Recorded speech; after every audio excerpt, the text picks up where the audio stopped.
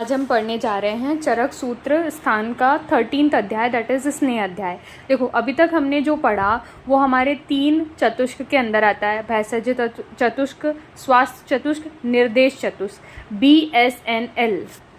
अब यहाँ से हमारी कल्पनाएं स्टार्ट होती है, इसलिए यहाँ से हमारा कल्पना चतुष्क की स्टार्टिंग होती है। आप अपनी संहिता निकालिए, संहिता में ही देखते चलिए, क्योंकि हमें क्रिएशन हमारे दिमाग में फ़ोटोज़ बनती है और फोटोज़ हमें संहिता की ही बनानी है। अगर कुछ भी एक्स्ट्रा पॉइंट रहेगा तो वहाँ पे जो मार्जिन्स है उसमें पेन से हाइलाइटर से मार्क करते चलेंगे, तो हमें हमेशा रिवीजन के लिए चीज़ों को भटकना नहीं पड़ेगा और रिवाइज करने में आसानी होगी। चलो, यहाँ से हमारी कल्पना स्टार्ट होती है। अब स्नेह अध्याय से हम क्या समझते हैं?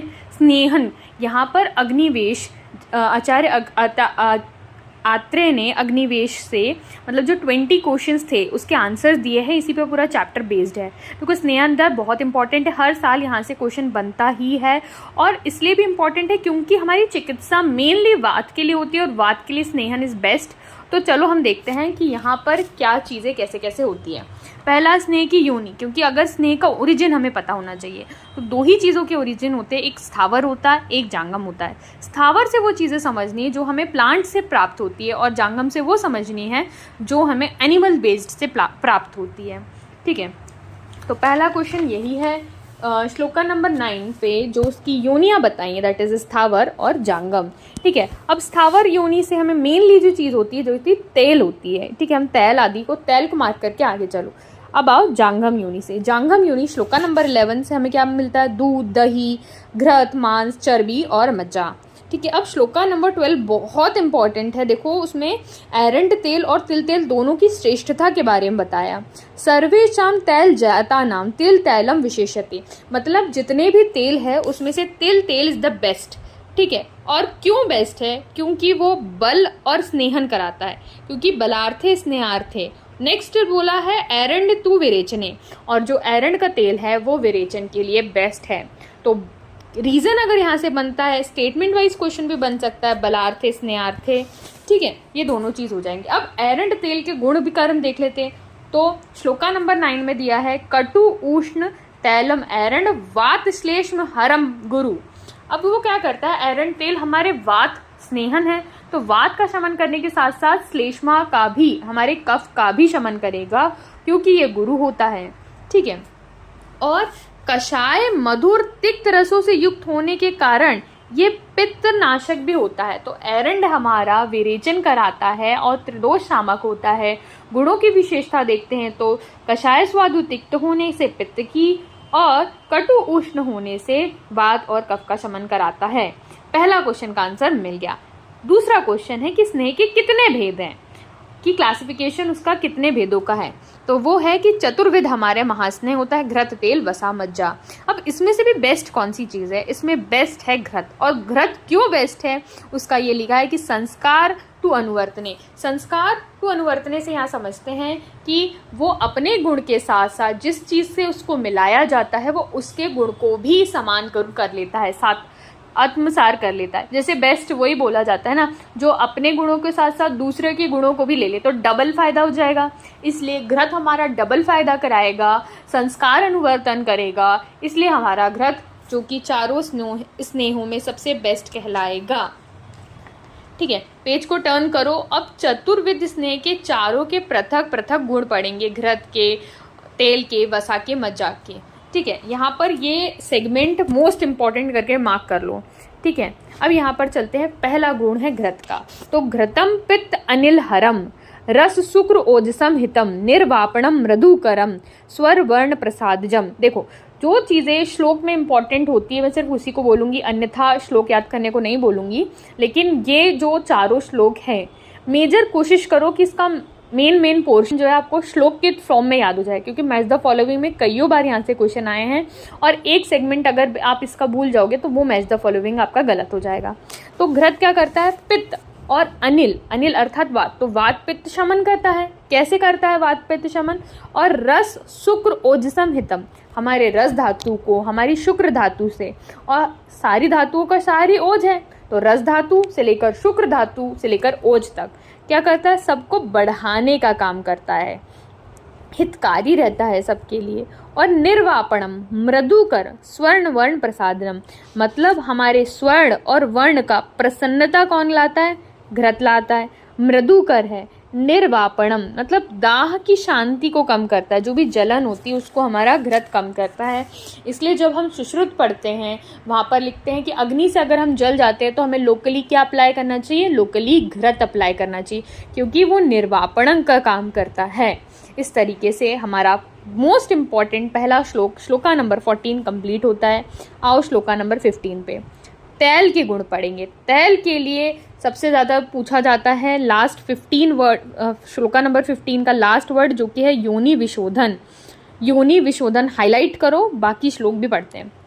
मारुत घनम, तैल है तो वात का तो शमन करेगा, तो मारुत घनम। नाचा श्लेष्म वर्धन, तैल इतना अच्छा होता है कि वात का तो शमन कर रहा है, लेकिन वात और कफ के गुण जो होते हैं एक दूसरे से अपोजिट होते हैं। तो कोई चीज़ें ऐसी होती है अगर वात का शमन कर रही हैं तो कफ को बढ़ा देती हैं, लेकिन तेल ऐसा नहीं करेगा। तेल वात को भी शमन करेगा और कफ को भी बढ़ने नहीं देगा। शरीर में हमारे बल का वर्धन करेगा और हमारी त्वचा के लिए बहुत हितकारी रहेगा। त्वचम उष्णम स्थिरकरम तैल योनि विशोधनम, त्वचा के लिए हितकारी है, उष्ण है, ठीक है, मांस को स्थिर करने वाला है, स्थिर कारकम बोला है ना। फिर तैल योनि विशोधन, योनि मार्ग का शोधन करने के लिए तैल को बेस्ट बोला है। अगर इसको मैं प्रैक्टिकल वे में आपको समझाऊं तो जब भी हमारे पास इनफर्टिलिटी के पेशेंट आते हैं तो हम उसे उत्तरवस्ती उनकी प्लान करते हैं। जब हम उत्तरवस्ती उनकी प्लान करते हैं तो 80% टाइम हम तैल, संस्कारित तैल, मेडिकेटेड तेल यूज़ करते हैं, ठीक है। वो उसकी संस्था काल के हिसाब से अलग अलग। तो योनि विशोधन में हम तेल का इस्तेमाल कर रहे हैं, ये इस अप्रोच से भी आप याद रखेंगे। अब याद रखने की ज़रूरत नहीं होगी कि योनि विशोधन कहाँ है। विशोधन करने के लिए, क्योंकि जब हम ये मानते हैं कि शरीर में दुष्टि होती है जिसके कारण गर्भ नहीं ठहर रहा होता है, तो हम उसका पहले दीपन पाचन करते हैं, फिर उसका शरीर का शोधन करते हैं और उस शोधन की प्रक्रिया में ही उत्तरवस्ती कंक्लूड होती है। इसलिए हम उत्तरवस्ती से तेल से करते हैं, तो तेल विशोधन योनि विशोधन में रखेंगे। अब बात आती है वसा की। अब वसा देखो पोटेंट होते जा रहा है ना। वसा किन में हम इस्तेमाल करते हैं, क्या उपयोगिता, क्या गुण है उसके, अब नेक्स्ट श्लोका नंबर 16 को देखोगे। विदग्ध भग्न आहत भ्रष्ट योनि कर्ण शिरो रुजि।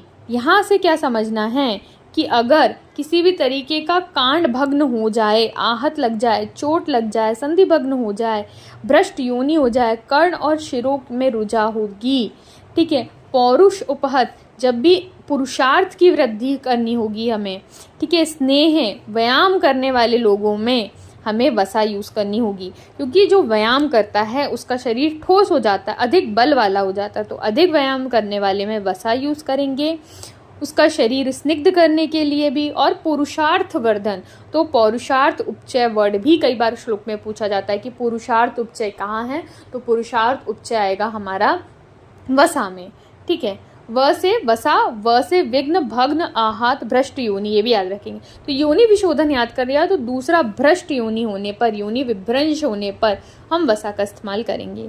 मज्जा के गुण में पढ़ेंगे। देखो मज्जा, और हमें मज्जा आजकल मिल नहीं पाती है, वो बात अलग है कि हमें मज्जा की बस्ती देने में कितनी डिफ़िकल्टी आती है, लेकिन जो कर लेता है वो बहुत अच्छी बात होती है। चलो, मज्जा का सेवन करने से शरीर में क्या लक्षण आते हैं? बल, शुक्र, रस, श्लेष्म, मेदो, मज्जा विवर्धना।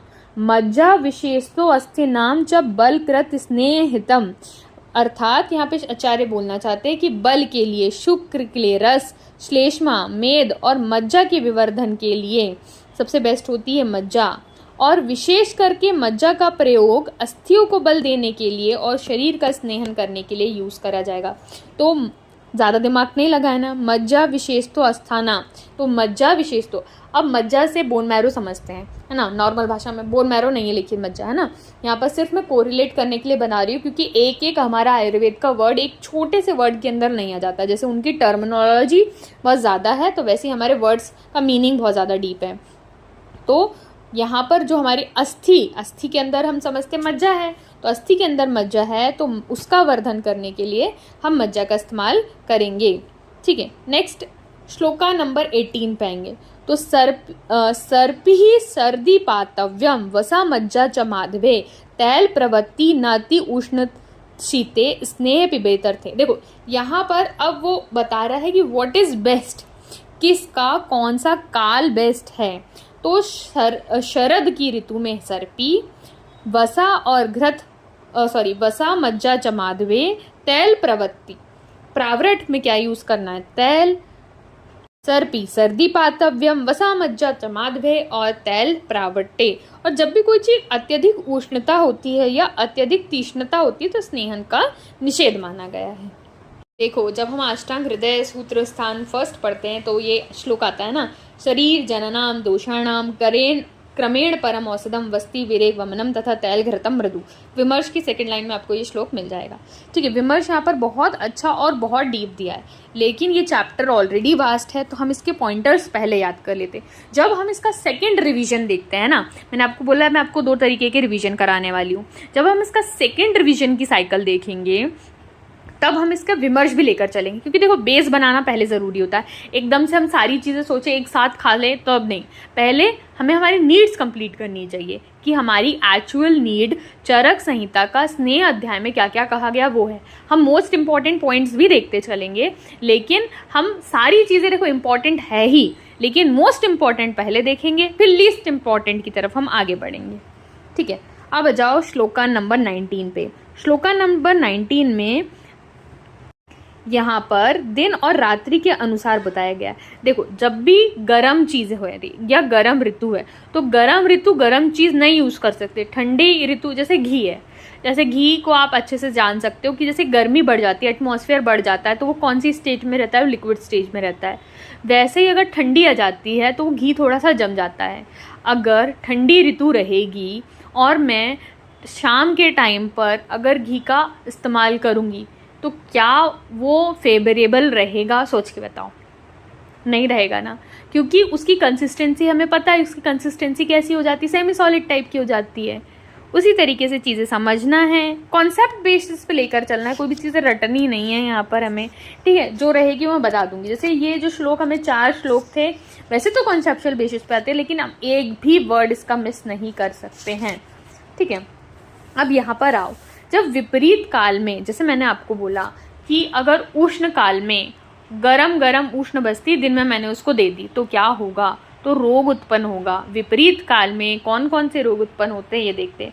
अत्यंत उष्ण काल में या वात प्रधान में या पित्त प्रधान में या वात पित्त प्रधान होने पर दिन में स्नेहन किया जाए। दिन में स्नेहन किया तो वात और पित्त दोनों बढ़ेगा। पित्त वाली देखो व्याधियां अधिकतर दी है, जैसे मूर्छा, पिपासा, उन्माद, कामला। ठीक है, मेन चीज़ ये है कि यहाँ पर कामला दिया, क्योंकि देखो कामला और पांडु दोनों ऐसे रोग हैं जो साइमल्टेनियसली चलते हैं यहाँ पर, लेकिन एंटागोनिस्ट है। वात पित्त में कामला है और वात कफ में पांडु है। फिर से लिखो, वात पित्त में कामला, वात कफ में पांडु। पहले कौन सा रोग पढ़ते हैं हम, हमेशा पांडु पढ़ते हैं देन कामला पढ़ते हैं। और जब हम द्वंद्वज रोगों की बात करते हैं तो पहले वात पित्त पढ़ते हैं, वात कफ पढ़ते हैं। तो यहाँ से क्या उल्टी चीज़ें हैं, वात पित्त में कामला, वात कफ में पांडु। और देखो उन्माद। अब अगर वैसे ही जैसे मैंने आपको बोला था अत्यंत शीतकाल है, कफ प्रधान है और रात्रि में स्नेह देंगे तो क्या उसको वो पचेगा, क्या वो उसको आगे बढ़ेगा, व्याधि का शमन करेगा? नहीं, ऊपर से व्याधि को और बढ़ाएगा। तो आनह, अरुचि, शूलम, पांडु, ये 4 व्याधि मुख्यतः होगी। आनह, अरुचि, शूल और पांडु। आनह, अरुचि, शूल और पांडु। वहाँ था मूर्छा, पिपासा। अब यही क्वेश्चंस आते हैं कि उन्माद में कौन सा दोष था, तो वात पित्त था। मूर्छा में कौन सा था, तो वात पित्त था। आना, अरुचि में कौन सा था। ठीक है, अभी हम पढ़ रहे हैं तो ईजी है, लेकिन उसको क्वेश्चन बेस पे लेके चलो तो चीज़ें ईजी हो जाएगी। ठीक है, नेक्स्ट आते हैं स्नेहन का अनुपान क्या लेंगे। अनुपान बहुत इंपॉर्टेंट है, रोगों के बेसिस पे भी अनुपान वेरी करता है हमारे यहाँ। तैल के लिए क्या यूज़ करना है, घृत के लिए क्या यूज़ करना है, और वसा मज्जा, और सामान्यतः सारे स्नेह के लिए अगर किसी चीज़ का अभाव है तो क्या यूज़ करना है। देखो जब भी हम घृत करेंगे ना तो उष्ण तेल ही घृत जब भी हम यूज़ करेंगे, घृत एज ए स्नेहन लेंगे तो उष्ण जल ही लेंगे। उसके बाद तैल की बात आती है तो तैल के लिए हम यूष लेंगे। तैल का हम यूश लेंगे, और वसा मज्जा, जब माधवे पढ़ा था इससे पहले, तो म से माधवे, म से मांड, तो इससे दोनों चीजें याद हो जाएगी, वसा मज्जा च माधवे, वसा मज्जा मंड अस्तु, है ना। तो और सारी ऋतु की बात करेंगे तो वहां पर उष्ण जल आ जाएगा, ठीक है, का उष्ण जल। अब स्नेह की प्रविचारणाएं पे पॉइंट आता है, जो कि हम गोविंद पारेख के अंदर भी देखते हैं कि यहाँ पर काश्यप का भी मैंने आपको मार्क कराया था कि काश्यप ने कितनी प्रविचारणाएं बोली है। तो काश्यप ने यहाँ पर फिर से लिख लो 20 प्रविचारणाएं बोली है, आचार्य चरक ने यहाँ पर 24 बोली है, और अगर रसों के अनुसार जाते हैं, दोषों के अनुसार जाते हैं तो 24 प्रविचारणाएं होती है रसों के अनुसार, और दोषों के अनुसार जाते हैं तो 63 दोषों के विकल्प होते हैं, ठीक है। ये आचार्य वाग्भट का मत है। अब कौन कौन सी, देखो प्रविचारणाएं पहले समझते हैं, प्रविचारणाएं क्या होता है अगर आपको नहीं समझना है। देखो कोई चीज अगर मैं सीधी ले लूं, सीधा सीधा मैं घृत पी लूं, तो दैट इज अच्छ घृत या अच्छ स्नेह है। अच्छ मतलब यहाँ पर प्योर स्नेह मैंने ले लिया।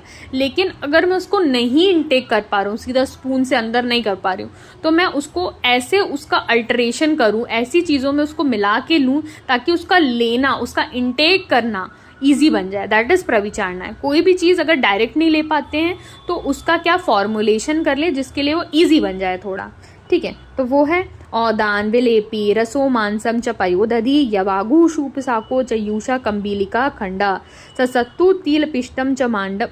देखो ये कभी ये नहीं पूछा जाएगा आपको कि पूरा श्लोक बता दो, लेकिन इसमें क्या इंपॉर्टेंट वो मार्क करो कि कवल दिया, कवल नहीं दिया है, गंडूश दिया है। जैसे गंडूश और कवल हम चीजें साथ में लेकर चलते हैं, तो यहाँ पर गंडूश दिया है, कवल नहीं दिया। अब कैसे याद रखेंगे, कवल, कवल को कर दिया है कैंसिल, तो कवल नहीं है तो दैट इज कैंसिल कर दिया, कवल को कैंसिल कर दिया। अगर आप इसके मुझसे बोलोगे कि क्वेश्चंस भी अरेंज कर दे तो we will attend a live class. Live class में क्योंकि ईजी हो जाएगा आपको क्वेश्चंस दिखाना ना, तो इसके लिए मैं आपके लिए लाइव क्लास अरेंज करती हूँ कि क्वेश्चंस भी हम सॉल्व करते हैं। देखो क्वेश्चन सॉल्व करना हमेशा ज़रूरी है, जिससे क्या हो जाता है आपका, अगर चीज़ें भी याद कर रहे हो ना तो वो उस पैटर्न में याद हो जाती है जिस पैटर्न में क्वेश्चंस आते हैं। तो एक तो क्वेश्चन सॉल्विंग कैपेसिटी हमेशा ज़्यादा रखनी है जितने से स्पीड में हो सके, क्योंकि देखो अभी जब क्वेश्चन सॉल्व कर रहे हैं तब अलग बात है, जब हम एग्जाम हॉल में होते हैं, जब हम उस प्रेशर में होते हैं, जब हमारी कंफर्टेबल जोन से बाहर रहते हैं, तब चीज़ें अलग वैरी कर जाती है। इसलिए अगर अभी मैं 1 घंटे में 10 क्वेश्चन सॉल्व कर रहा हूँ और तो तब एक घंटे में 5 ही क्वेश्चन सॉल्व होंगे, ये बहुत बड़ा टाइम बोल दिया लेकिन मैं जो बोलना चाह रही हूँ वो समझो, हाफ से भी ज़्यादा कम हो जाता है स्पीड, क्योंकि वो चीज़ नहीं रहती, एटमॉस्फेयर नया रहता, प्रेशर बहुत ज़्यादा रहता है। इसलिए अभी जितनी हम स्पीड बढ़ा लेंगे उसकी आधी अगर हम उस टाइम पे झेल सके तो ये रहना, कभी भी हाफ के लिए तैयार रहना, जिससे जितना हम खराब के लिए तैयार रहें, जैसे बोलते हैं ना प्रिपेयर फॉर द वर्स्ट, वैसे ही हमें करना है अपने आप को रेडी, ठीक है। मैं आपको पूरी हेल्प करूँगी, क्या शेड्यूल है, क्या सारी चीज़ें बताऊँगी, टेंशन बिल्कुल मत लेना, फ्री हैंड रहेगा मेरी तरफ से यहाँ पर सारी चीज़ें, बस तुम पढ़ते चलो, पढ़ोगे बहुत अच्छा है। इसलिए मैंने बोलती हूँ स्टडी विथ मी, क्योंकि मैं भी ये नहीं बोलूँगी कि मुझे सब कुछ आता है, मैं भी तुम्हारे साथ पढ़ ही रही हूँ ये बोलूँगी, बस एक बार पहले पढ़ लेती हूँ ताकि तुम लोगों को अच्छे से डिलीवर कर सकूँ। देखो मैं बहुत नॉर्मल लैंग्वेज यूज़ करती हूँ ताकि वही लैंग्वेज तुम्हारे दिमाग में चली जाए और वही लैंग्वेज से एकदम स्ट्राइक हो जाए, कोई वो नहीं बुकिश लैंग्वेज में मैं बहुत कम पढ़ती हूँ, ठीक है। अब इसमें आ जाते हैं हम कि ये नाम हो गए, ठीक है, हमने याद कर लिया, कवल को कर दिया कैंसिल, उत्तर बस्ती के अंदर भी आते हैं। अब यहाँ पर दिया है 64 प्रकार की प्रविचारणा क्या होती है, मैंने बताया आपको कि रसों के बेसिस पर करेंगे तो 64 प्रकार की प्रविचारणाएं बताएंगे। नंबर इसलिए इंपॉर्टेंट है क्योंकि श्लोका नंबर 27 में वो लिख दिया है, इसलिए ना हिंदी के वर्ड्स भी उसको थोड़ा थोड़ा सा पढ़ना चालू कर दो। अब पढ़ते हैं स्नेह की मात्रा और मान प्रमाण क्या करती है। देखो स्नेह की कोई भी चीज़ की 3 ही मात्रा होती है, या तो कोई चीज़ बेस्ट है, या तो अधिक है, या तो कम है। बेस्ट मतलब सम्यक है या मध्यम है, ठीक है, या तो प्रधान है और या ह्रास्व मात्रा है। ऐसी 3 प्रकार की इसकी मात्रा के बारे में वर्णन है। और लेकिन यहाँ पर आचार्य सुश्रुत का मत इंपॉर्टेंट है तो हम यहीं पर लेकर चलेंगे, वो ये है कि 1 2 3 4 5वें लाइन पे आओ, ठीक है। विमर्श की श्लोका नंबर 29 का विमर्श में सुश्रुत ने उसकी 5 मात्रा बताई स्नेहन की। अब वो मात्रा कैसे है, वो मात्रा इस तरीके से है कि जब आप स्नेहन को ग्रहण करते हो तो कितनी देर में डाइजेस्ट हो जाता है, मतलब कितनी देर में पच जाता है। एक वो मात्रा काल होती है कि पूरे दिन भर में पच रहा है 24 आवर्स में, उसका हाफ लेते चलो, 24 आवर्स के बाद क्या हो जाएगा, 12 घंटे में पच रहा है, 12 के बाद क्या हो जाएगा, 6 घंटे में पच रहा है, 6 के बाद क्या हो जाएगा, 3 घंटे में पच रहा है। मतलब आप समझ रहे हो, पहले हो गया 24 घंटे, देन 12 घंटे, देन 6 घंटे, देन 3 घंटे। इसको देखो इस तरीके से यहाँ पर चतुर्भाग फिर चतुर्भाग शेष करके, ऐसे ही बोला गया है। कॉन्सेप्ट मैटर करता है, अगर कॉन्सेप्ट याद कर दिया तो लैंग्वेज समझना इजी हो जाएगा। लेकिन लैंग्वेज से कॉन्सेप्ट में जाओगे ना, बुक में जब बुक से हम खुद पढ़ते हैं ना, तब यही हो जाता है कि हम पहले लैंग्वेज पढ़ते हैं देन कॉन्सेप्ट समझते हैं। लेकिन मैं जब आपको डिलीवर करती हूँ तो मैं ये कोशिश करती हूँ कि मैं पहले कॉन्सेप्ट समझाऊँ, then we will go for language, क्योंकि एक बार कॉन्सेप्ट समझ में आ गया तो लैंग्वेज समझने में आसानी होती है। जैसे मैंने आपको समझा दिया अभी, और इसको वही उन्होंने वही तरीके से डिवाइड किया गया है, इसको बस इतना समझ लो, ठीक है। अब स्नेह की मात्रा हर इंसान के लिए वेरी करेगी। ताशाम प्रयोगान वक्षित पुरुषम पुरुषम इति, मतलब अलग अलग पुरुषों के हिसाब से कहा गया है। अब यहाँ पर भी देखो, प्रधान मात्रा करेंगे तो क्या लाभ होगा, मध्यम रहेंगे, कौन से रोग रहेंगे, ये चीज़ें याद करने वाली है। मैं फिर से बोल रही हूँ, याद करने वाली है। चैप्टर बड़ा है, आराम से पढ़ते चलो, चीज़ों को समझना ज़्यादा इंपॉर्टेंट है यहाँ पर। अगर आप बोलोगे तो मैं 2 पार्ट में भी इसको कर देती हूँ, लेकिन देखो चलो अभी तो पढ़ते हैं, ठीक है। स्नेह की प्रधान मात्रा कौन योग्य है और कौन से रोगों में करी जा सकती है। देखो, प्रधान मतलब ज़्यादा इंटेक करना है घी को, तो उसके लिए मेरी अग्नि पहली बात तो अच्छी होनी चाहिए। मुझे भूख प्यास के वेग को सहन करने का सामर्थ्य होना चाहिए। अगर मेरी जठराग्नि बल अच्छा है, शारीरिक बल अच्छा है, ठीक है, और मुझे रोग भी बढ़िया है, बढ़िया रोग है, मतलब ड्रास्टिक रोग है, जैसे सर्प काटा सबसे भयंकर रोग बोलते हैं ना हमें, तो गुल्म सर्प दंष्टा विष उपहत, ठीक है, उन्मत्त कृच्छ मूत्र साठ गाढ़ वर्चः, ये जो रोग रहेंगे, श्लोक नंबर 32 देखो, तब हम ये प्रधान मात्रा का उपयोग करेंगे। अर्थात जब हमारे शरीर का बल अच्छा होगा, हमारे रोग का बल अच्छा होगा, रोग भी हमें बड़ा रोग होगा, ठीक है, जैसे कि गुल्म से पीड़ित रोगी में जैसे सर्प ने काटा हो, विसर्प ने, उन्माद मूत्रकृच्छ से रोग जो पीड़ित हो, और मल जिसका सूख गया हो, गाढ़ वर्चा, ठीक है, इसमें हमें उत्तम स्नेह की मात्रा यूज करनी है। अब उत्तम स्नेह की मात्रा यूज करोगे तो उससे फायदा क्या होएगा, ठीक है। ये जैसे मैंने कॉन्सेप्ट यूज करा था ना याद करने के लिए, वो मैं आपके साथ इसके जस्ट बाद वाले शॉर्ट्स में शेयर कर दूंगी कि उसको क्या कैसे याद करना है आपको। दोष अनुकर्षणी, यहाँ पर इंपॉर्टेंट वर्ड याद रखो, श्लोका नंबर 34 फर्स्ट वर्ड दोष अनुकर्षणी मात्रा, सर्व मार्ग अनुसारिणी, बल्या, ये 4 वर्ड याद रखोगे। इसकी हिंदी देखो, जब अगर हमने उत्तम मात्रा ले ली, विधि पूर्वक इसका सेवन कर लिया, तो क्या होगा, रोग जल्दी चला जाएगा, शीघ्र ही रोग शांत हो जाता है। फिर उसके बाद जब मैंने बोला सर्व मार्ग अनुसारिणी, अर्थात ये जो रोग होता है सभी मार्ग में मतलब सभी मार्ग के रोगों को दूर कर देता है, चाहे वो ऊर्ध्व हो, अधा हो, चाहे वो तिर्यक हो, और दोषों का अनुकर्षण करता है, ठीक है, खींच के उनको बाहर निकाल देता, और शरीर में बल की वृद्धि करता है, बल्या बोला है इसलिए, और शरीर, इंद्रिय और मन में होने वाले रोगों को, अर्थात पुनः अवकार्षिणी शरीर इंद्रिय चेतसा, शरीर में, इंद्रिय में और मन में होने वाले रोगों को दूर करता है। इस तरीके से हमारा पहला जो कि उत्तम मात्रा है वो खत्म होती है। नेक्स्ट पार्ट पे आते हैं जो कि मध्यम मात्रा। अब मध्यम मात्रा में शरीर का बल भी मध्यम रहेगा और रोग का बल भी मध्यम रहेगा। ये पहली चीज क्लियर करो, ठीक है। शरीर का बल कैसे रहने वाला है, रोग का बल कैसा रहने वाला। फिर तीसरी चीज आती है कि हमारे कोष्ठ का बल कैसा रहेगा। तो हमारा यहाँ पर जो रोगी रहेगा वो मृदु कोष्ठी रहेगा। एक कॉन्फ्लिक्ट आता है जब हम पंचकर्म भी पढ़ते हैं ना, उसके अंदर ये कि मध्यम स्नेह मात्रा लेते हैं स्नेहन शोधन के लिए कि उत्तम स्नेह मात्रा लेती है। तो यहाँ पर है ना आचार्य वाग्भट और आचार्य चरक का है ना अलग है, मतलब कॉन्ट्राइंडिकेट, मतलब अलग अलग है। किसी ने प्रधान बोला, वो मैं आपको समझा देती हूँ पहले। देखो तो श्लोका नंबर 37 में दिया है कि आचार्य चरक यहाँ पे बोलते हैं कि शोधनार्थ, जब हम किसी का शोधन प्लान करते हैं तब हमें मध्यम मात्रा लेनी है। आचार्य चरक ये बोल रहे हैं।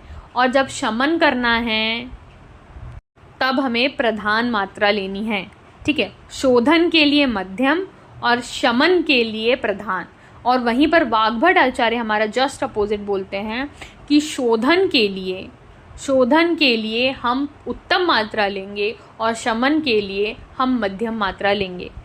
और एक बार ये मैंने ना क्वेश्चन अपने प्रोफेसर से भी पूछा था, तो उन्होंने डिनाई कर दिया। एक्चुअली क्या हो जाता है, कई बार वैसे बोलना तो नहीं चाहिए, लेकिन जब अपने टीचर्स है ना बहुत ज़्यादा बड़े हो जाते हैं, मतलब बहुत एजेड हो जाते हैं, तो वो क्या संहिता उतने गो थ्रू नहीं करते, वो बड़ी बड़ी पोस्ट पे पहुंच जाते हैं ना, तो लेक्चर कम लेकर अपना जो बाकी चीज़ें हैं वो भी करते हैं।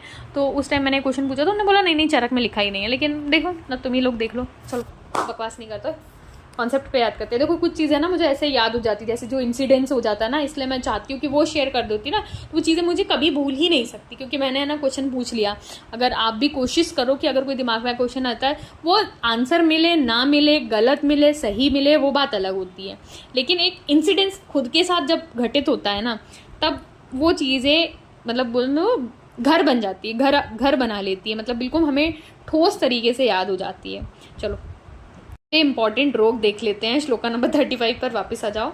ठीक है, यहाँ पर देखो, स्नेह की मात्रा के लिए कौन सा रोगी रहेगा, तो जिसको अरुषक हो, स्फोट हो, पीड़िका हो, कंडू, पामा, ठीक है, ये नॉर्मल हो गया। याद रखने वाली चीज़ है कि जो कुष्ठी हो, प्रमेही हो और वात रक्त का पेशेंट हो, 3 रोग, कुष्ठी, प्रमेही और वात रक्त का पेशेंट को हाईलाइट करोगे, मृदु कोष्ठी हाईलाइट करोगे। ठीक है, अब आओ श्लोका नंबर 37 पे। श्लोका नंबर 37 में क्या उसके गुणधर्म रहेंगे, तो मंद विभ्रंशा का मतलब ये होता है कि अधिक उपद्रव ना उत्पन्न करने वाला, क्योंकि जब अपनी चीज़ ही ज़्यादा नहीं लेगी है तो अधिक उपद्रव उत्पन्न करेगी क्या, नहीं करेगी, तो मंद विभ्रंशा रहेगी। च अति बल हारिणी, मतलब ये चीज़ हो जाती है कि मात्रा बल को अधिक रूप में कम नहीं करती है, जब भी कोई चीज़ हम ज़्यादा नहीं ले रहे तो वो ज़्यादा इफेक्ट भी नहीं करेगी, है ना। सुखेन च स्नेह, तो सुख से अपना आराम से शरीर का स्नेहन हो जाता है और शोधन के लिए यूज होती है, जो मैंने आपको अभी समझाया वो शायद इसके विमर्श में लिखा है। ठीक है, अब ह्रास मात्रा में आते हैं। ह्रास मात्रा मतलब जो सुकुमार है, जो ज़्यादा चीज़ें डाइजेस्ट नहीं कर सकता, जिसका रोग भी कम पोटेंट है, ज़्यादा पावर वाला रोग नहीं है, ज़्यादा शरीर में भी पावर नहीं है, जैसे जो वृद्ध है, बाला है, सुकुमार है, उसमें हम यूज़ करेंगे। उसके बाद यहाँ पर लिखा है जिन रोगों को कोष्ठ खाली हो जाने पर अधिक कष्ट होता है, जो मंद अग्नि वाले होते, रिक्त कोष्ठ, मतलब देखो हमें जब शमन कराना रहता है, शोधन कराना रहता है, तब हम क्या बोलते हैं कि एक बार बोले दोष निकल जाए तब, लेकिन यहाँ पर जब दोष निकल जा रहे हैं, जब व्यक्ति का कोष्ठ खाली हो जा रहा है, जब रिक्त कोष्ठ हो जा रहा है, तभी वो रोग उसको अत्यधिक अहितकर हो जाता है, उसको बहुत दर्द होता है, तब हमें उसको मंद या ह्रस्व मात्रा लेनी है, उसकी अग्नि भी मंद रहेगी। और जिसको ज्वर, अतिसार, कास, तीनों चीज़ याद रखो, ज्वर, अतिसार, कास बहुत दिन से हो रहा होता है, उसमें हम इसका यूज़ करेंगे। अब स्नेह के क्या काम होता है, परिहार सुखे, ज़्यादा आपको परहेज करने की ज़रूरत नहीं है, पथ्य पथ का ज़्यादा पालन करने की आपको ज़रूरत नहीं है। स्नेहनी व्रहण का काम करेगी, आपको स्नेहन करेगी।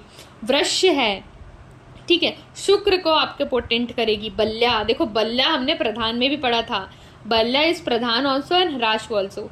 निर्बाधा, ज्यादा बाधा नहीं उपद्रव करेगी, ये पहले वाले थे ना अति बल हारिणी मंद विभ्रंशा, इसमें बोला निर्बाधा, कोई डिफिकल्टी नहीं है। चलो उसके बाद उसने बोला कि जो उसका फायदा है वो भी बहुत दिनों तक लगेगा, और स्नेहन से उत्पन्न गुण को शरीर में बहुत दिनों तक बनाए रखती है, बहुत दिनों तक रहने वाली है। धीरे धीरे करके लिया है तो ऐसा नहीं कि जल्दी से निकल जाएगी शरीर में, ज़्यादा दिन तक बनी भी रहेगी। ठीक है, होपफुल ये वीडियो बड़ा हो रहा है तो ये ना हो जाए आप लोग बोर हो जाओ, सो तो नहीं रहा है कोई, ठीक है, अच्छे से पढ़ना। ठीक है, श्लोका नंबर 41 में मार्क करो वर्ड चक्षु कामः, 42 में मार्क करो आयु प्रकर्ष कामश्च, ठीक है, फिर पुष्टि कामा, प्रजा कामा, ठीक है, 43 पे मार्क करो दीप्त्य ओजसा स्मृति मेधा अग्नि बुद्धि इंद्रिय बल अर्थनी। अब ये देखो यहाँ पर ये जो वर्ड्स हैं, जो डिज़ायर्स हैं, जो भी घृत सेवन करना चाहता है, वो क्या चाहता है अपने जीवन से, इसलिए वो तो घृत सेवन के योग्य रोगी होगा। जिसको अपनी आंखें अच्छी चाहिए, जिसको अपनी आयु अच्छी चाहिए, जो चाहता है कि मेरी प्रजा या मेरी संतानें अच्छी हों, जो अपने शरीर को पोटेंट बनाना चाहता है, दीर्घायु बनाना चाहता है, खुद के शरीर में बल वर्ण की वृद्धि करना चाहता है, ठीक है। जो कि ये जो लास्ट लाइन है, जो श्लोका नंबर 43 बोलता है कि दीर्घायु की इच्छा रखता है, बल वर्ण स्वर को उत्तम करता है, शरीर में पुष्टि, संतान की इच्छा रखने वाला, शरीर में सुकुमारता, कांति, ओज, स्मरण शक्ति, मेधा, अग्नि की दीप्ति, ये सारी जो चीज़ें चाहता है ना, जो भी बेस्ट चीज़ें चाहता है, वो घृत का सेवन अपने जीवन में स्टार्ट कर दो। याद रखना, गौ घृत ही लेना। अगर आपने माहिष घृत सेवन अपने डेली रूटीन में लाया तो आपका वेट गेन बहुत ज़्यादा जल्दी हो जाएगा, अगर आपकी जठर अग्नि अच्छी है तो, अगर उसने उसको पचा लिया तो। आते हैं तेल के सेवन के योग्य रोगी कौन सा होगा, मार्क करो, है ना।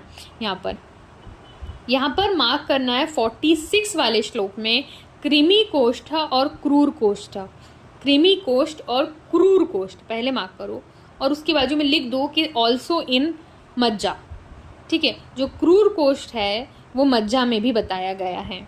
ठीक है, और नाड़ी व्रण में, ये तो नाड़ी व्रण तो हमें पता है, जब नाड़ी व्रण रहता है, ओपीडी, अगर आप कॉलेज में अच्छी ओपीडी चलती है ना, भले सीनियर्स रहें जूनियर्स रहें, जाओ, बिल्कुल जाओ, बहुत ज़रूरी है। आज का वीडियो ज़्यादा बड़ा हो जाएगा, मैं आप लोगों से बात करने लगी तो, है ना। प्रबद्ध श्लेष्मा, ठीक है, जिसके शरीर में कफ और मेद अधिक बड़ा होता है, उसके लिए हमें तेल ही बेस्ट है, क्योंकि देखो तेल वात का भी शमन कर देगा, कफ को भी नहीं बढ़ाएगा, इसलिए जिसके शरीर में श्लेष्म और मेद बड़े हुए रहते हैं तो उसके लिए हमें तेल ही बेस्ट रहता है।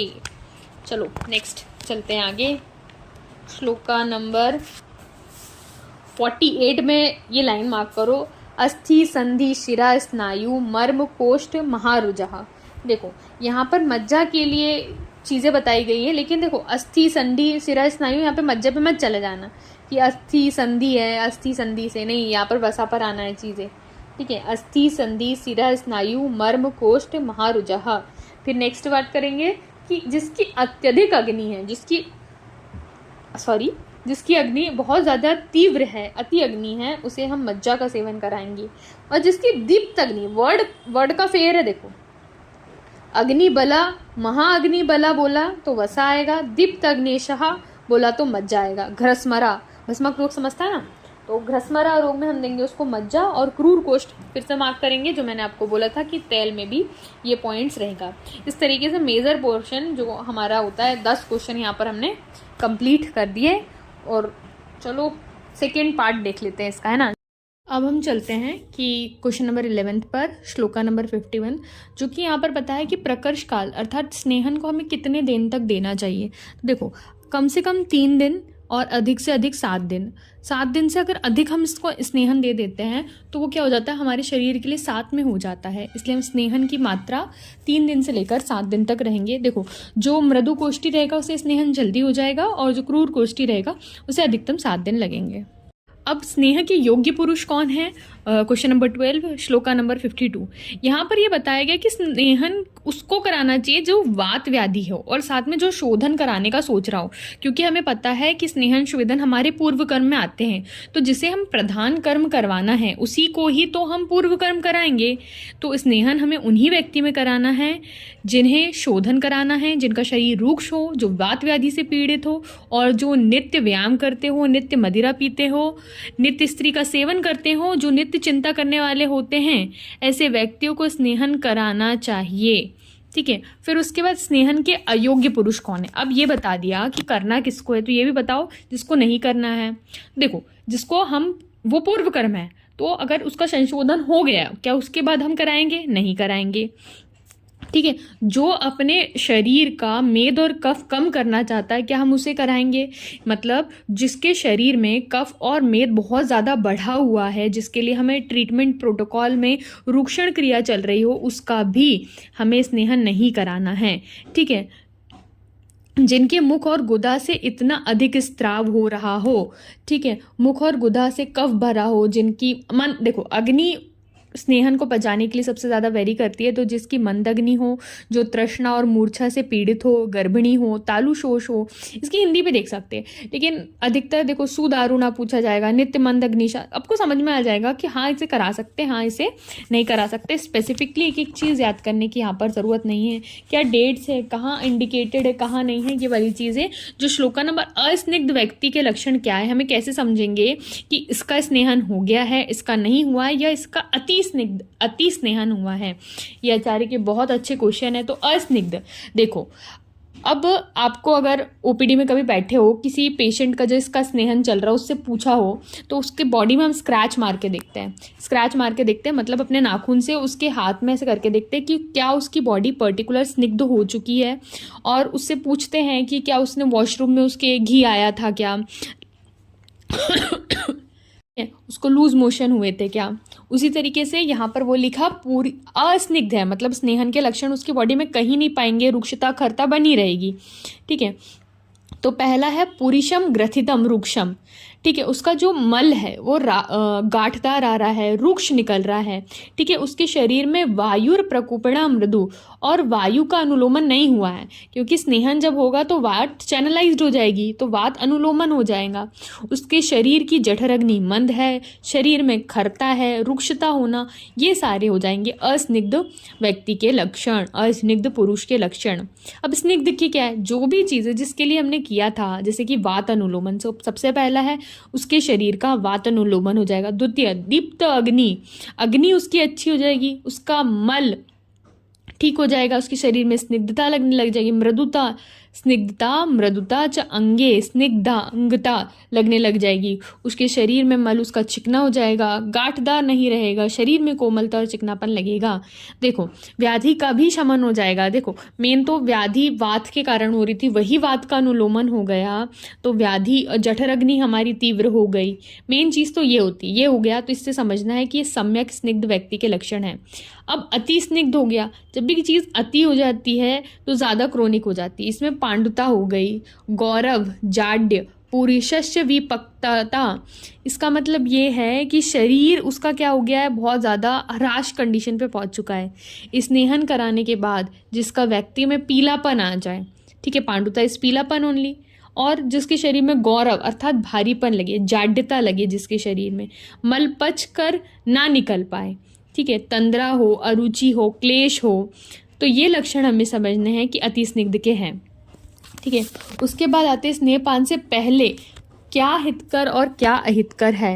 अगर कल अर्थात कल स्नेह पीने की इच्छा हो तो आज रात में उसको ऐसा भोजन देना है जिसके वजह से चैनलाइज रहे, गरम द्रव ना अभिसंधि हो, ऐसा हमें उसे भोजन देना है। ठीक है, श्लोका नंबर 61 की इम्पॉर्टेंट है, स्नेहपान का समय। ठीक है, अगर हमें उसका मेन एम क्या है, हमें स्नेहन कराना है, शोधनार्थ कराना है या शमनार्थ कराना है। देखो शोधनार्थ कराना है तो हम देंगे उसको खाली पेट, ठीक है, और शमनार्थ कराना है, उसको पचाना है, तो जब उसको भूख लगेगी तो उसका पाचन होगा। तो जब उसको भूख लग रही है तो उसको शमनार्थ देंगे, और जीर्णार्थ मतलब जब उसका खाली पेट हो जाएगा तब हम उसके संशोधन के लिए स्नेहन देंगे। तो टाइमिंग ही कितनी ज़्यादा वेरी करती है, इस चीज़ को यहाँ से समझना है। स्नेहन के बाद तथा उसके जीर्ण होने पर क्या करना चाहिए, उसके अगर वो पर्टिकुलर हो गया स्नेहन तो हमें क्या करेंगे। मनुष्य उष्ण जल का पान करते हुए ब्रह्मचारी रहकर रात्रि में शयन करें, और सुबह उठकर क्या करना है, उसको मल मूत्र वायु ये सारी वेगों को रोकना नहीं है, व्यायाम करना, जो भी सारी चीज़ करनी है, धूप में बैठना है, इसका परित्याग करे। शयन और बैठने का स्थान मतलब जहाँ वायु नहीं चल रही हो, है ना, मेन चीज़ तो हमको वायु को चैनलाइज करना है। अब इसके बाद हमें संशोधन करने की प्रक्रिया पे जाना है। जब हम संशोधन करते हैं ना, तब हमें वमन कराना है कि विरेचन कराना है, तो दोनों में कितना पर्टिकुलर गैप का भी बोला गया, 1 दिन किस में बोला गया है, 3 दिन किसके लिए बोला है, वो भी हम देखते हैं, क्योंकि कोष्ठ के लक्षणों का यहाँ पर वर्णन मिलता है। अब कोष्ठ कैसे, मृदु कोष्ठ है तब क्या लक्षण मिलेंगे, क्रूर कोष्ठ है तब क्या लक्षण मिलेंगे। सीधे आ जाओ श्लोका नंबर 69 पर। यहाँ पर मृदु कोष्ठ में दोषों की प्रधानता दिए, देखो उदीर्ण पित्तम अल्प कफः गृहिणी मंद मारुतः मृदु कोष्ठस्य तस्मात् स सुविरेच्यो नरः स्मृतः। इसका मतलब ये है कि उदीर्ण पित्त होगा, पित्त क्या हो जाएगा आपका, प्रबल हो जाएगा, अल्प हो जाएगा कफ, गृहिणी मंद मारुता मतलब वात भी आपका मंद है, तो ऐसी स्टेज को कहते हैं मृदु कोष्ठ। इसमें क्या हो जाता है कि आपको सुखपूर्वक विरेचन हो जाएगा। विरेचित द्रव्य क्या होंगे गुड़, दुग्ध, इक्षुरस, मस्तु, शर्करा, कार्श, त्रिफला इत्यादि। ठीक है, अब बात आती स्नेहन के। अविधि पूर्वक अगर स्नेहन कराया तो उसके उपद्रव होंगे। यहाँ पर बहुत सारे उसके उपद्रव दिए, जैसे तंद्रा, स्नेहन को अगर सही टाइम पर हमने कराया तो सारी चीज़ें सही होगी। अब स्नेहन के बाद अगर उसे तृष्णा हो रही है या उसे अजीर्ण हो रहा है तो हम क्या चिकित्सा करेंगे। अजीर्ण का तात्पर्य है कि स्नेहन पचा नहीं है, तो स्नेहन के अजीर्ण होने पर या प्यास के अधिक लगने पर हम उसको पहले तो वमन करा देंगे, ठीक है, क्योंकि दोष ऊपर है, उधर से उधर निकाल दिया। और उसके बाद यदि तो भी शांत ना हो तो हम क्या करेंगे, उसको शीतल जल पिलाएंगे। और उसके बाद भी ना हो तो रुक्ष अन्नपान करा के पुनः वमन, मतलब पूरी तरीके से जो भी हमने स्नेहन कराया है उसको बाहर निकाल देंगे। अजीर्ण होने पर सम दोषो हो तो गर्म जल पिलाकर भी हम उसको वमन कराएंगे। चरक में यहाँ पर शीतल जल का लिखते हैं, लेकिन सुश्रुत जी यहाँ पर ये बताते हैं कि यहाँ पर गर्म जल पिलाकर भी हमें वमन कर्म कराना चाहिए। देखो यहाँ पर स्नेह व्यापद भी बताए गए, तंद्रा, उत्क्लेश आना, ज्वर, स्तंभन, विसंगता, कुष्ठ, कंडू, पांडु, अर्श, शोथ, अरुचि, उदर रोग, ग्रहणी, उदर शूल, स्थैमित, तृष्णा, जिह्वा स्तंभ और आमदोष। उसकी चिकित्सा है श्लोका नंबर 96 में आपको ये सारी व्याधियाँ मिल जाएगी। देखो नंबर इंपॉर्टेंट नहीं है लेकिन ठीक है, स्नेह व्यापद की कॉम्प्लिकेशन याद रखो कि बस ये होती है। अच्छा, श्लोका नंबर 74 देखेंगे। मैंने आपको पहले ही बता दिया वैसे कि साम पित्त होने पर अच्छ सर्पी का निषेध है। सा आम मतलब जिसमें आम है उसमें क्या हम अच्छ सर्पी, अच्छ यानी प्योर, सर्पी यानी घी, केवल घृत का पान नहीं कराना चाहिए क्योंकि संपूर्ण शरीर को रंग देता है, अर्थात सर्व हुनर दियते ह्यत संज्ञा, ठीक है, और शरीर को मार भी सकता है। इसलिए हमें जो मेनली ये स्टेटमेंट याद रखो कि साम पित्त में अच्छ सर्पी निषेध होती है, ठीक है। ये वर्ड्स तो अपने को पता है ना कि उल्लेखन यानी वमन, प्रस्कंदन और प्रसेकदान मतलब विरेचन होता है, ठीक है। ये इसलिए बोल रही हूँ क्योंकि इसकी चिकित्सा पे आएंगे जब श्लोका नंबर 77 पे, तो फर्स्ट वर्ड ही वो मिलता है हमें कौन कौन सी हमें चिकित्सा करानी चाहिए। तो अविधि स्नेहन से उत्पन्न होने वाले व्यापदों की चिकित्सा क्या रहेगी, उल्लेखन यानी वमन, फिर उसके बाद लिखा है स्वेदन, तत्र उल्लेखनम सस्ततम स्वेदः, मतलब पहले हमें वमन कराना है, देन हमें उसका स्वेदन कराना है, समय की प्रतीक्षा करना और प्रत्येक पुरुष के बल और व्याधि को देखकर विरेचन कराना चाहिए। तक्ररिष्ट का वर्णन आया, देखो तक्ररिष्ट रुक्ष, अन्न एवं पेय पदार्थों का सेवन, मूत्रों का प्रयोग और त्रिफला का सेवन, इससे अविधि स्नेह से उत्पन्न उपद्रवों की शांति हो जाती है। तो क्या याद रखेंगे, हमने इससे पहले अजीर्ण हो रहा था तब हमने वमन और रुक्ष अन्नपान और फिर से वमन देखा था शीतल जल के सेवन के बाद। यहाँ पर हम दूसरी चिकित्सा देखें कि उल्लेखन करा दिया, देन वी डू स्वेदन, तक्ररिष्ट का सेवन, उसका व्याधि का बल का देखकर हमें विरेचन भी कराना है, और त्रिफला और मूत्र का सेवन। मैंने आपको जो बोला था टाइम ड्यूरेशन कि उसे संशोधन के लिए अगर हमने स्नेह उपचार किया है तो हम वमन कराएंगे तो एक दिन पहले, जैसे कि आज 1 तारीख है, आज पूरा उसका स्नेहन के सम्यक लक्षण आ गए तो हम 2 को उसका वेट कराएंगे और 3 की मॉर्निंग हम उसका वमन प्लान करेंगे। सिर्फ 1 दिन का डिफरेंस रहेगा। और वही अगर विरेचन हो तो हम 3 दिन का गैप रखेंगे। श्लोका नंबर 24 में देखो, प्रस्कंदन, जो मैंने अभी आपको वर्ड बोला था कि प्रस्कंदन क्या होता है, तो प्रस्कंदन यानी विरेचन, विरेचन में 3 दिन का, और यहाँ पर वमन जब कराएंगे, श्लोका नंबर इसी का सेकेंड पार्ट है 81 का, तो वहाँ पर 1 दिन का गैप रहेगा।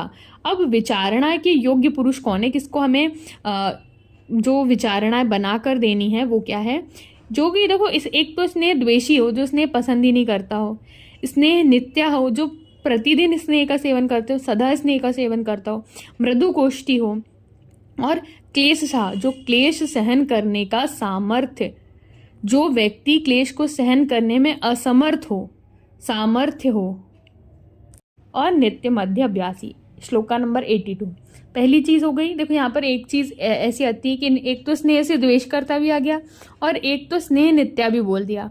दूसरी मृदु कोष्ठी, क्लेश असह, ठीक है, और मध्य नित्या मतलब डेली जो अल्कोहल कंजप्शन कर रहा है वो व्यक्ति को हमें क्या कराना चाहिए, उस स्नेह की प्रविचारणाएं देकर हमें स्नेहन कराना चाहिए। अब प्रविचारणाएं में मोस्ट इंपॉर्टेंट आती है हमारा श्लोका नंबर 81 पे आओ। यहाँ पे पंच प्रसति पेया का वर्णन किया। पंच प्रसति यानी 5 प्रसृत, अब कोई चीज़ 5 है तो 4 तो देखो हम स्नेहन पढ़ रहे हैं, पंच प्रसिद्धि पेया का वर्णन यहाँ पे आया, तो घृत तेल वसा मज्जा 1% और 1% हो जाएगा टंडुल अर्थात चावल। ठीक है, पंच प्रसिद्धि पेया को दूध आदि से लेकर हमको मेनली है बनती कैसे, तो हमको पता चल गया। नेक्स्ट आओ श्लोका नंबर 91 पे, देखो इसको ऐसे लिखो, ऊपर जितना मार्जिन है ऐसे लिखो KSPPHT। के से जाएगा कुष्ठ, एस से हो जाएगा शोथ, पी से हो जाएगा प्रमेह, तो KSPPHT यानी पिपली, हरितकी और त्रिफला। क्या? पिपली, हरितकी, त्रिफला। ये क्या बोल रहा है? पी के सामने आ गया मतलब के, पी के, SH, अधिकतर हमारे क्लास वालों के बच्चे के नाम SH से चालू होते, और PT। ठीक है, यहाँ पर बोल रहा है स्नेहार्थ कुछ द्रव्यों का विशिष्ट रोगों में निषेध है। ठीक है, जो कि हो जाएगा अगर वो पी मतलब पिपली, पिपली को कुष्ठ रोगी में, एस यानी शोथ, शोथ H से हर्रे या हरितकी। ठीक है, पी से हो जाएगा हमारा प्रमेय और टी से हो जाएगा त्रिफला, ये का इस्तेमाल करना है। अब विचारणा विधि वही यव कोल कुलत्था नाम करना, यव मतलब यव, कोल मतलब बेर, कुलत्थ के क्वाद का इस्तेमाल करना है, जो कि घृत स्नेहन के लिए उत्तम बताया गया। इसने चारणा विधि बताई गई। देखो मेन जो चीज़ें थी ना जैसे इस चैप्टर की वो कवर हो गई है। एक लास्ट जो श्लोक हम पढ़ेंगे तब आपको समझना है यहाँ पर कि ये इसी के लिए बोला गया। अच्छा, सस्नेह लवण भी बोला गया है, स लवण स्नेह, लवण मिश्रित सभी स्नेह से शीघ्र ही स्नेहन होता है। ऐसा क्यों? क्योंकि लवण की कुछ क्वालिटीज़ है, जैसे कि वो अभिसंधि है, अरूक्ष है, सूक्ष्म है, उष्ण है, वैवाही है। ये लवण की, जैसे कि हम हर चीज़ में लवण मिलाते हैं, हर कल्पना में लवण मिलाते हैं, क्योंकि जो लवण है पहली तो लवक, अभिसंधि, अरूक्ष, सूक्ष्म, उष्ण और वैवाही है। उसके साथ प्रयोग करने पर मनुष्य स्नेह शीघ्र होता है। ठीक है, उसके बाद जो श्लोका नंबर पूर्व कर्म के बारे में बताया गया 99 में, स्नेहन आग्र्यम प्रयुज्यतम ततः स्वेदम अनंतरम, पहले हम स्नेहन करेंगे और देन उसके बाद स्वेदन करेंगे। ठीक है, ये चीज़ हमारी इंपॉर्टेंट है। जो चंद्रभागी जो पर्याय है वो किसका है? पुनर्वसु आत्रेय का है, श्लोका नंबर 100 में मिलता है। इस तरीके से बहुत इंपॉर्टेंट चैप्टर था हमारा, कंप्लीट होता है। नेक्स्ट में नेक्स्ट में हम चैप्टर नंबर 14 देखेंगे, स्वेदनीय अध्याय। ठीक है, बहुत इंपॉर्टेंट है, अच्छे से पढ़ो इसको। एक बार कॉन्सेप्ट क्लियर हो जाएंगे ना, फिर चीज़ों को याद रखने में इतना टाइम नहीं पड़ेगा, और सेकेंड डिवीजन साइकिल में हम और पॉइंट्स इसमें ऐड करते चलो बहुत अच्छे से पढ़ो। गोविंद पारिक भी पढ़ते चलना, क्वेश्चंस लगाते चलना, बस पढ़ते रहो, सारी चीज़ें हो जाएगी।